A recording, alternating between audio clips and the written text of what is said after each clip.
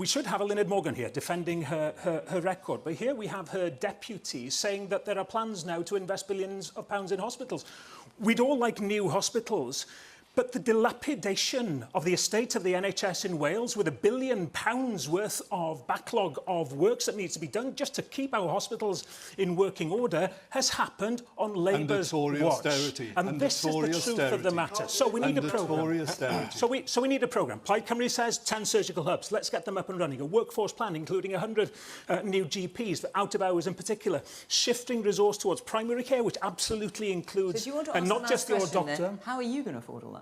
Well, this is within the envelope that we have. We managed to get, for the budget in 2026-27, £180 million for the NHS in order to give the next government, I hope it'll be a Plaid Cymru government, at least a firm foundation on which to build. And we will allocate £100 million plus on top of that in this first year. So this is all accounted for within our plans. But it's the workforce plan. It's shifting to primary care, including pharmacy, not just your GP. It's about making sure that we tie in health and social care much better so that we build resilience for the long term and then start concentrating on the preventative, genuinely, to make us a healthier population.